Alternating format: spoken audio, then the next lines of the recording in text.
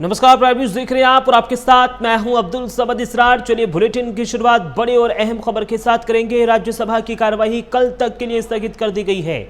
शिबू सोरेन के निधन के चलते राज्यसभा स्थगित हुई है। राज्यसभा में शिबू सोरेन को श्रद्धांजलि दी गई है। तो देखिए बड़ी और अहम जानकारी, राज्यसभा की जो कार्यवाही है वो कल तक के लिए स्थगित कर दी गई है क्योंकि झारखंड के पूर्व सीएम शिबू सोरेन का निधन हो गया है। दिल्ली के गंगाराम अस्पताल में उन्होंने अंतिम सांस ली है। ब्रेन स्ट्रोक के बाद उनकी हालत बिगड़ी थी। तो देखिए 81 साल के थे शिबू सोरेन और देशोम गुरुजी के नाम से प्रसिद्ध सोरेन ने आज सुबह दिल्ली के सर गंगाराम अस्पताल में अंतिम सांस ली है। सोरेन पिछले 1.5 महीने से अस्पताल में भर्ती थे। उन्हें ब्रेन स्ट्रोक हुआ था। इससे उनके शरीर के कई बार पैरालिसिस भी हो गया था। वो पिछले 1 महीने से लाइफ सपोर्ट सिस्टम पर थे। न्यूरोलॉजी, कार्डियोलॉजी और नेफ्रोलॉजी के डॉक्टरों की टीम उनका इलाज कर रही थी। शिबू सोरेन लंबे समय से किडनी की बीमारी से जूझ रहे थे। वो बीते 1 साल से डायलिसिस पर थे। उन्हें डायबिटीज़ भी थी और हार्ट की बाईपास सर्जरी भी हो चुकी थी। बीते कुछ दिनों से उनकी हालत गंभीर बनी हुई थी, लेकिन आज राज्यसभा की कार्यवाही कल तक के लिए स्थगित कर दी गई है। राज्यसभा में शिबू सोरेन को श्रद्धांजलि भी दी गई है।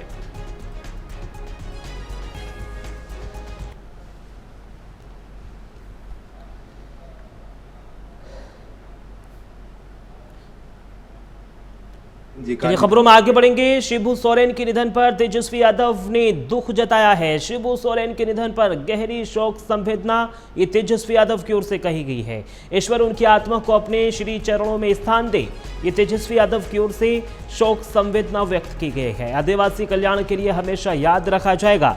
तो देखिए एक के बाद एक तमाम जो राजनेता हैं वो शिबू सोरेन के निधन पर दुख जताते हुए नजर आ रहे हैं। दिल्ली के गंगाराम अस्पताल में उन्होंने अंतिम सांस ली है, लेकिन अब एक के बाद एक यहां पर श्रद्धांजलि अर्पित की जा रही है। तेजस्वी यादव की ओर से भी बाकायदा ट्वीट किया गया है और इस ट्वीट के माध्यम से शिबू सोरेन के निधन पर दुख जताया गया है।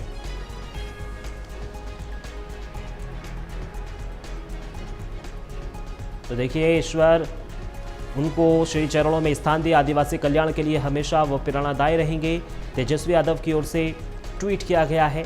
शिबू सोरेन के निधन पर गहरी शोक संवेदनाएं तेजस्वी यादव की ओर से कहा गया है क्योंकि एक के बाद एक तो तमाम नेता हैं वो झारखंड के पूर्व सीएम शिबू सोरेन के निधन पर दुख व्यक्त कर रहे हैं।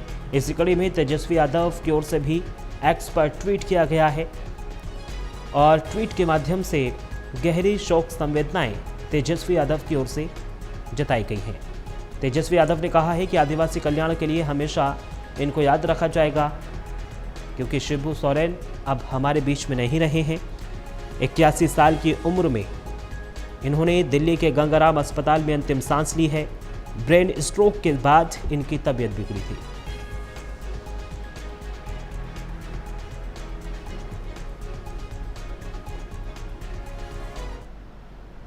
और शिबू सोरेन के निधन पर राजनेताओं की क्या कुछ प्रतिक्रियाएं सामने आई हैं वो आपको सुनवाते हैं।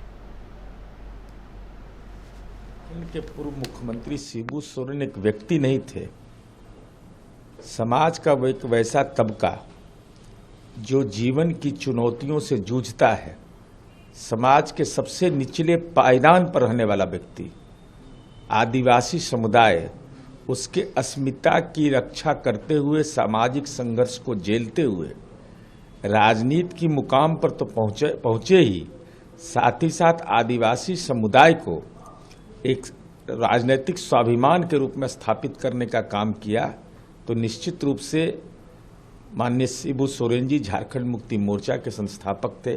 झारखंड के देशम गुरुजी थे, तो क्षति हुई है और हम उनकी आत्मा को शांति के लिए हम प्रार्थना करते हैं और उनके परिवार को सहन शक्ति के लिए हम प्रार्थना करते हैं कि उनको शांति मिले।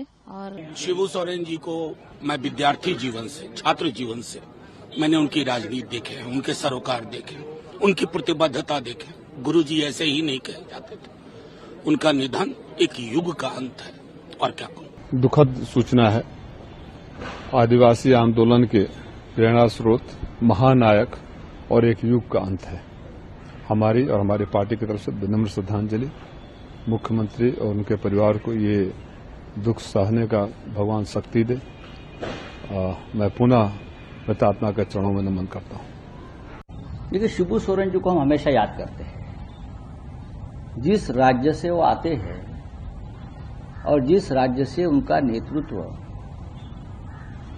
राष्ट्रीय नेतृत्व में शामिल हो गया, वो झारखंड एक आदिवासी राज्य है, पिछड़ा हुआ राज्य, लेकिन वहां के आदिवासियों के लिए शिबू सोरेन जी भगवान से कम नहीं थे। मैं उसका अनुभव खुद लिया है। देखिए, झारखंड के लिए एक युग का अंत, देवतुल्य नेता, हम लोगों के अभिभावक, हम लोगों के भगवान, राष्ट्रीय अंतर्राष्ट्रीय स्तर पर झारखंड और झारखंडियों को पहचान दिलाने वाले माननीय दिशम गुरु शिबू सोरेन जी आज हमारे बीच नहीं रहे। ये विश्वास ही नहीं होता। हम लोगों के अभिभावक और उनके गार्जियनशिप में ही, उनकी अगुवाई, उनके निर्देशन में ही पार्टी ने इस मुकाम को हासिल किया। हम झारखंडियों को ताकत दी लड़ने की, संघर्ष करने की, हमारे मुंह में आवाज दी। आज झारखंड और झारखंडी इस मुकाम पर हैं, तो ये उनकी देन है। ईश्वर उनकी आत्मा को शांति दे। चलिए आगे बढ़ेंगे। 2 दिनों के विराम के बाद आज संसद के मॉनसून सत्र की कार्यवाही फिर से शुरू हुई। बिहार में वोटर लिस्ट संशोधन यानी एसआईआर को लेकर चल रहे बवाल का असर लोकसभा और राज्यसभा में स्पष्ट तौर पर देखने को मिल रहा है।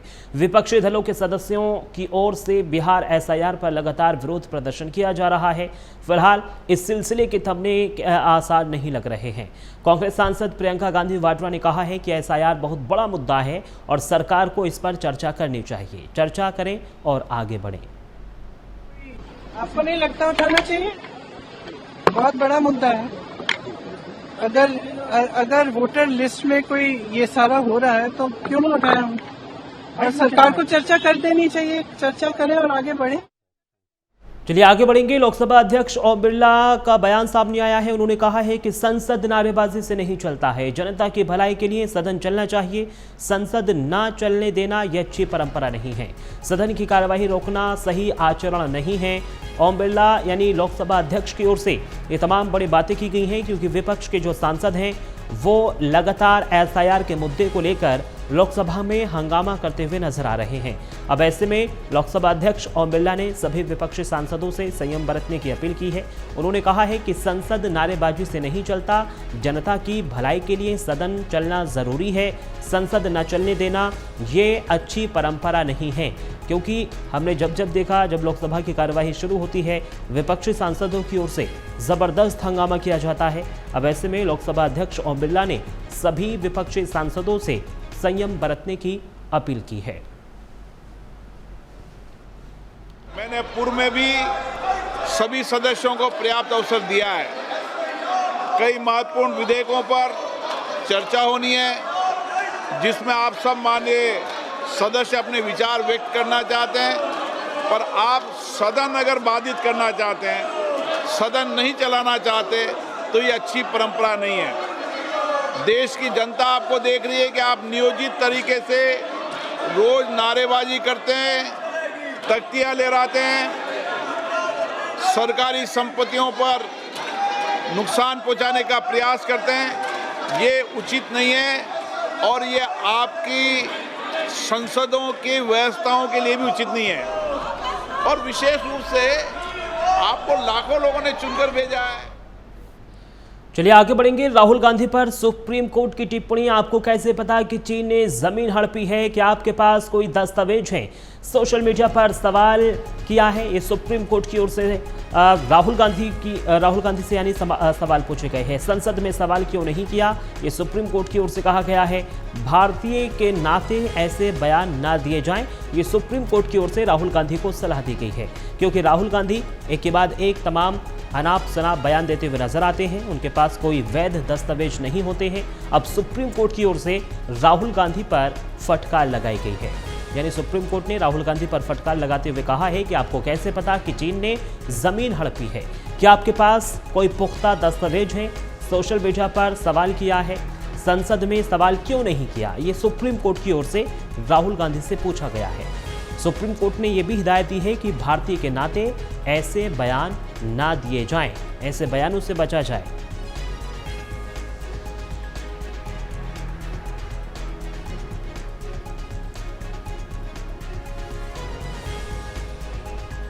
तो देखिए सुप्रीम कोर्ट की ओर से राहुल गांधी पर फटकार लगाई गई है, क्योंकि राहुल गांधी एक के बाद एक तमाम बयान देते हुए नजर आते हैं। अब सुप्रीम कोर्ट की ओर से राहुल गांधी से ये पूछा गया है कि आपको कैसे पता कि चीन ने भारत की जमीन हड़पी है? क्या आपके पास कोई पुख्ता दस्तावेज है, कोई आधार है?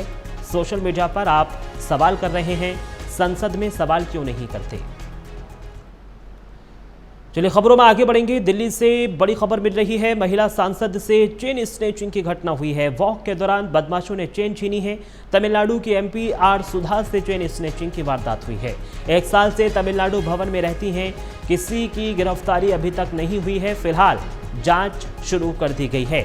तो बड़ी और अहम जानकारी राजधानी दिल्ली से मिल रही है, जहां महिला सांसद से चेन स्नैचिंग की वारदात को अंजाम दिया गया है।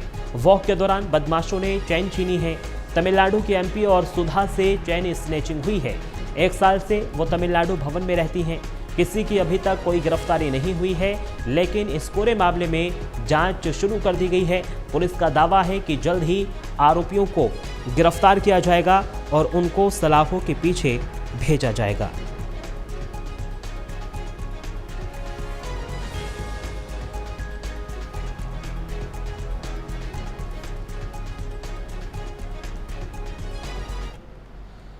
खबरों में आगे बढ़ेंगे। आज है सावन का अंतिम और चौथा सोमवार है। इस पावन अवसर पर गोरखपुर समेत पूरे देश में विश्व मंदिरों में श्रद्धालुओं की भारी भीड़ देखने को मिल रही है। गोरखपुर के प्रसिद्ध झारखंडी शिव मंदिर में सुबह 4 बजे से ही जलाभिषेक करने के लिए भक्तों की कतारें लगी हुई हैं। भक्तजन हाथों में गंगा जल लेकर और साथ ही साथ बेल पत्र, धतूरा और भस्म लिए हर हर महादेव के जय घोष के साथ बाबा भोलेनाथ का जलाभिषेक करते हुए नजर आ रहे हैं। साथ ही साथ यहां पर सुरक्षा व्यवस्था पहले से ही पुख्ता कर ली गई थी और सभी श्रद्धालुओं को यहां पर सभी से संयम बरतने की अपील की गई और एक के बाद एक जो भक्त हैं वो दर्शन करते हुए नजर आए। शिव भक्त इस दिन व्रत रखते हैं और भगवान शिव का गंगा जल, पंचामृत और तीर्थ जल से अभिषेक करते हैं। पूजन में धतूरा, मदार, पुष्प, भांग, गुमा और बेलपत्र अर्पित किया जाता है। विशेष भोग में खीर चढ़ाई जाती है और शिव महिमा का गुणगान कर भक्त रात्रि जागरण करते हैं।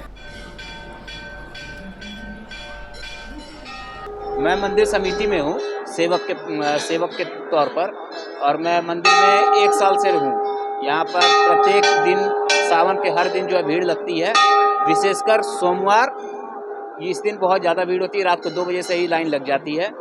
12 बजे मंदिर का कपाट खुलता है, इसके बाद थोड़ी थोड़ी लाइन चलती है, लेकिन 2 बजे के बाद जो है भीड़ बहुत ज़्यादा बढ़ जाती है, जो भीड़ दोपहर में 12-1 बजे तक चलती है। अगर सुरक्षा की बात की जाए तो सुरक्षा के मामले में प्रशासन चाक चौबंद है। अध्यात्म प्रेम और शिव भक्ति का महीना सावन अब समाप्ति की ओर है। आज सावन महीने का आखिरी सोमवार है। ये दिन भगवान शिव की पूजा अर्चना और दान दक्षिणा जैसे पुण्य कार्यों को समर्पित है।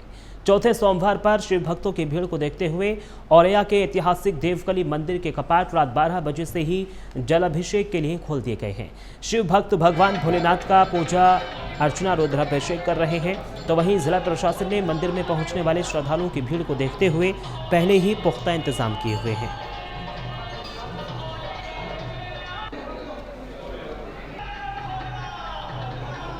तो देखिए आज सावन महीने का आखिरी सोमवार है और आखिरी सोमवार में जो भक्तों की भीड़ है वो यहाँ पर देखने को मिल रही है।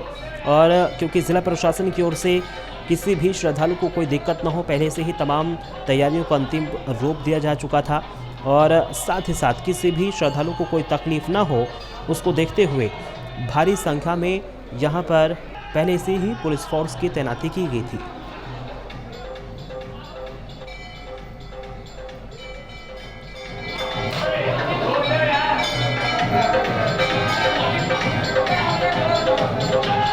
तस्वीरें भी हम आप तक साझा कर रहे हैं। जिला प्रशासन के जो तमाम अधिकारी हैं वो भी यहाँ पर जलाभिषेक करते हुए नजर आ रहे हैं।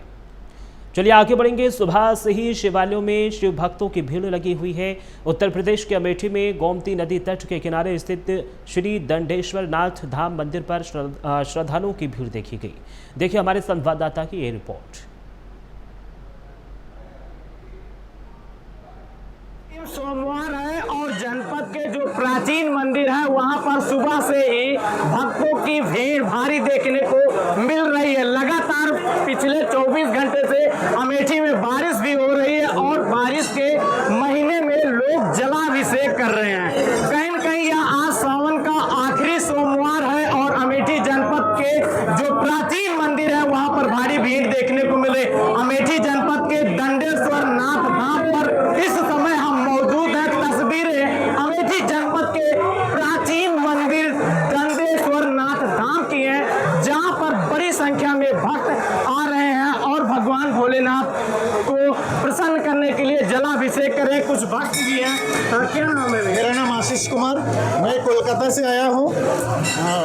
मुझे यहाँ बहुत श्रद्धा भक्ति से मेरा मनोकामना सब पूर्ण करेगी, इसलिए मैं यहाँ अपना श्रद्धा से आया हूँ। मुझे बहुत अच्छा लगा ये अमेठी जनपद में आए, ये मंदिर में मेरा मन प्रसन्न हो गया है और मेरा मन की सारी मनोकामना और मन की तृप्ति जो मुझे इस मंदिर से मिला, मैं 101 बार यह जप करते रहे और मुझे कोई परेशानी नहीं हुआ। मैं श्रद्धा से अपनी मनोकामना पूर्ण पहली बार आए हो? मैंने पहली बार आया, कोलकाता से आया हूँ।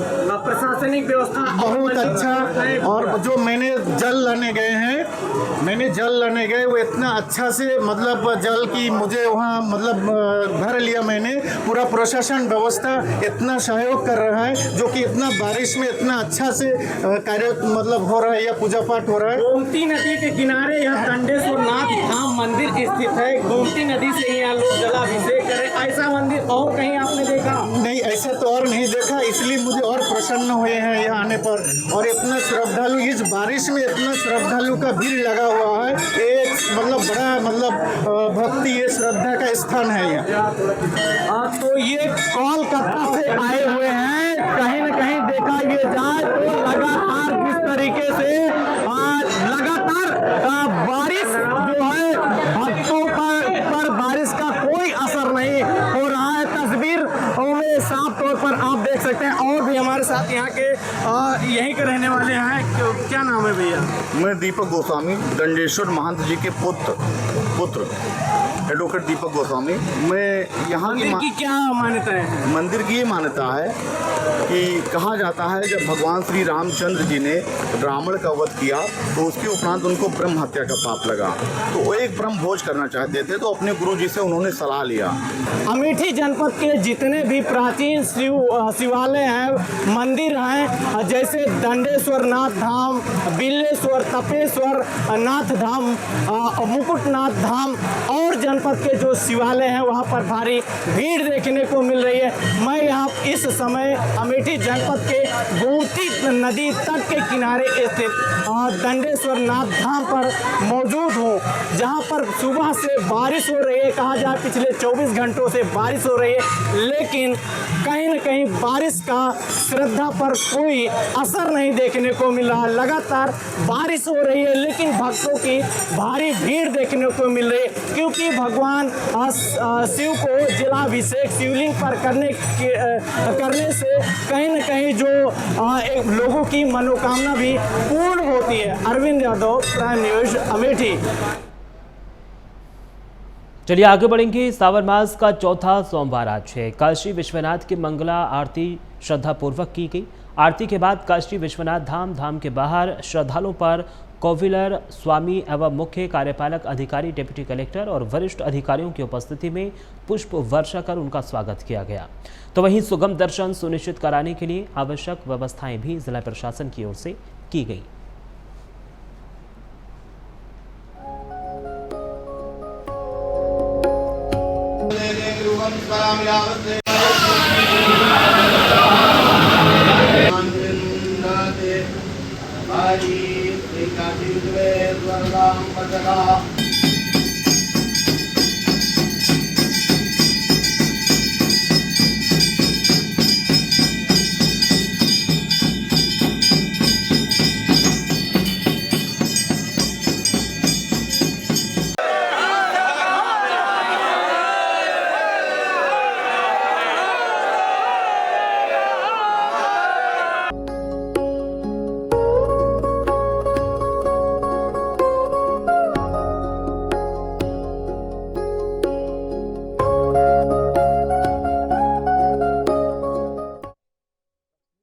चलिए आगे बढ़ेंगे। महाराष्ट्र के नांदेड़ में दिव्यांग संगठन ने कई मांगों को लेकर विधायक और सांसद आवास के सामने धरना शुरू कर दिया है। दिव्यांग भाइयों ने डॉक्टर सांसद अजीत गोपछेड़े के आवास के बाहर अर्धनग्न होकर धरना दिया है। इस दौरान बीजेपी के राज्यसभा सांसद डॉक्टर अजीत गोपछेड़े ने प्रदर्शनकारियों से मुलाकात की है और समस्याओं के समाधान का आश्वासन दिया है। दिव्यांगों ने विधायक प्रताप पाटिल चिखलीकर और कांग्रेस सांसद रविंद्र चव्हाण के आवास के सामने भी धरना दिया है।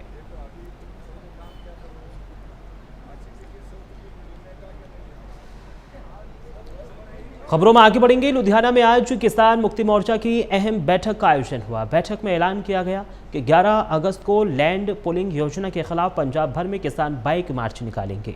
आज किसान मुक्ति मोर्चा ने समस्त जत्थेबंदियों की एकजुटता को लेकर संयुक्त किसान मोर्चा को पत्र भी लिखा है। तो वहीं दूसरी ओर किसानों ने 8 अगस्त को सीएम भगवंत मान के लैंड पुलिंग मामले को लेकर खुली बहस का न्योता भी दिया है। केएमएम द्वारा आयोजित बैठक में कई किसान संगठनों के नेताओं ने हिस्सा लिया है। तो देखिए, किसान मुक्ति मोर्चा ने सीएम को खुली चुनौती दे दी है। बाइक रैली का आयोजन किया जाएगा और 11 को किसान बाइक मार्च निकालेंगे।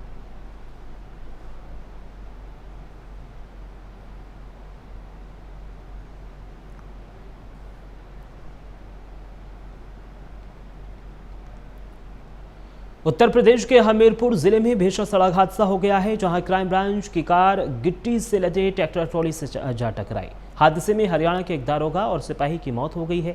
घटना से इलाके में सनसनी फैल गई है। फिलहाल पुलिस पूरे मामले की छानबीन कर रही है। सड़क हादसे में एक सिपाही गंभीर रूप से घायल बताया जा रहा है। घायल सिपाही को कानपुर रेफर किया गया है। पुलिस ने शव को कब्जे में लेकर पोस्टमार्टम के लिए भेज दिया है और आगे की जांच पड़ताल शुरू कर दी है।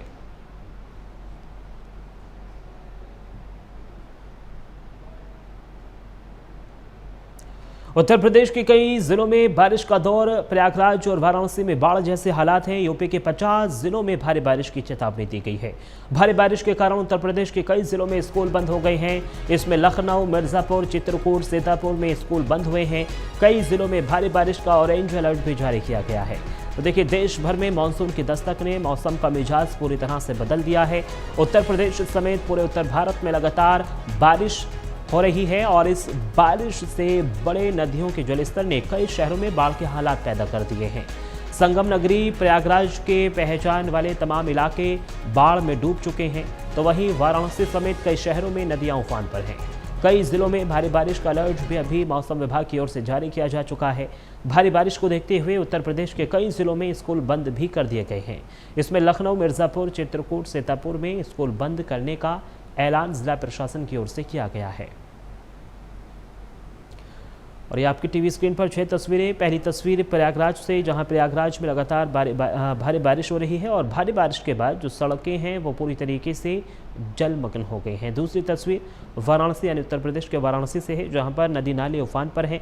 और तीसरी तस्वीर उत्तर प्रदेश के अयोध्या से सामने आई, जहाँ पर एक बीच सड़क में ही जो कार है वो फंस जाती है। लोग यहाँ पर रेस्क्यू करते हुए नजर आ रहे हैं। चौथी तस्वीर कानपुर से है, जहां पर भारी बारिश के बाद सड़कें पूरी तरीके से सुनसान नजर आ रही हैं। आवाजाही चहलकदमी धीमी हो गई है। देहरादून की अगर बात कर ली जाए तो देहरादून की भी सड़कों पर पूरी तरीके से सन्नाटा सा पसरा हुआ है। लोग बारिश के बीच घरों में कैद हो गए हैं लगातार, क्योंकि कई ऐसे सड़क मार्ग हैं जो पूरी तरीके से भारी बारिश के बीच अवरुद्ध हो गए हैं।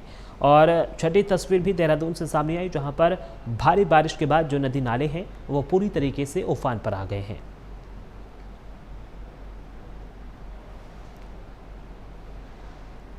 और फिलहाल इस बुलेटिन में सिर्फ इतना ही। देश और दुनिया की तमाम बड़ी खबरों के लिए आप बने रहिए प्राइम न्यूज़ के साथ। नमस्कार।